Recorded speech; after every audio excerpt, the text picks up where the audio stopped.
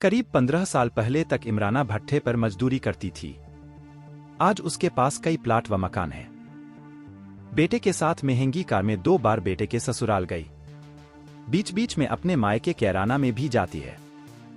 Police और STF की team Imrana की संपत्ति की जानकारी जुटा रही है, जो 15 साल पहले तक भट्टे पर मजदूरी करती थी। उस इमराना के पास इतना पैसा कहां से आया, कौन उसे फंडिंग कर रहा है? टाइमर बम बनवाने वाली मास्टरमाइंड महिला इमराना को उसके घर से गिरफ्तार कर लिया गया है। इमराना के कहने पर ही जावेद ने बम बनाए थे। शुक्रवार को बम की डिलीवरी करने इमराना के गांव जा रहे जावेद को पुलिस ने गिरफ्तार कर लिया था। इमराना ने मुजफ्फरनगर दंगे और सीएए के विरोध में हुए बवाल में 100 बम लोगों को बांटे थे। पूछताछ में जो खुलासा इमराना ने किया है, उसके खौफनाक इरादे को बयां करते हैं। दरअसल उसने अपनी सुरक्षा के लिए जावेद को टाइम बम बनाने का आर्डर दिया था।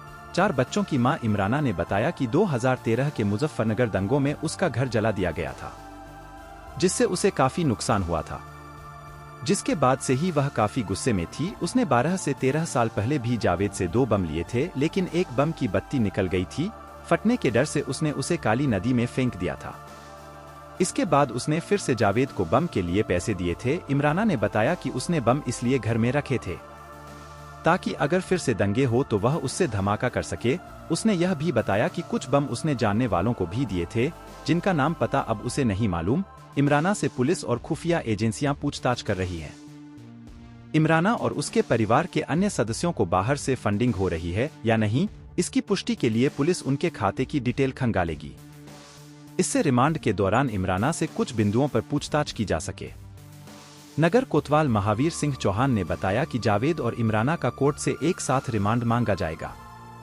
प्रयास रहेगा कि दोनों को आमने सामने बिठाकर पूछताछ की जाए।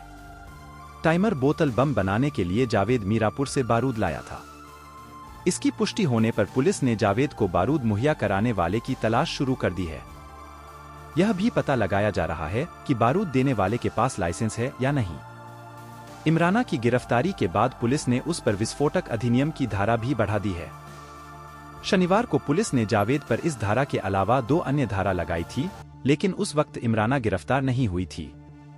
नगर कोतवाल ने बताया, इमराना पर भी विस्फोटक अधिनियम की धारा लगाई गई है। वहीं जावेद और इमराना से पूछताछ के बाद रविवार शाम आईबी की टीम दिल्ली लौट गई। इमराना बेगम को रविवार 18 फरवरी 2024 को गिरफ्तार किया गया था। इमराना बेगम शामली की रहने वाली है।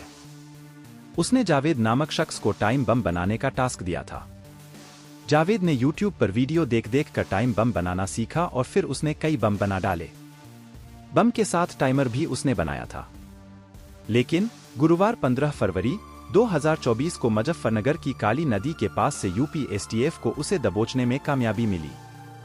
जावेद इमराना के किसी परिचित का बेटा था और इमराना को पता था कि वो विस्फोटक बना सकता है। जावेद पहले भी ये काम कर चुका था।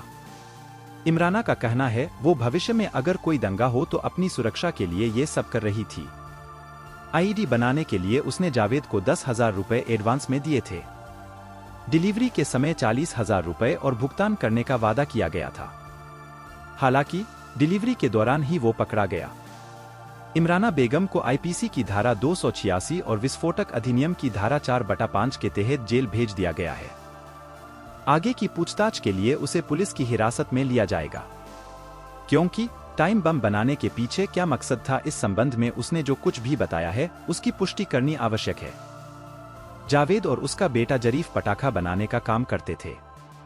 उसने 10 बम का ऑर्डर दिया था, लेकिन 5 ही बन सके थे। 1 दशक पहले भी इमराना ने बम बनाने का ऑर्डर दिया था। आगे क्या सुराग निकल कर आते हैं, देखने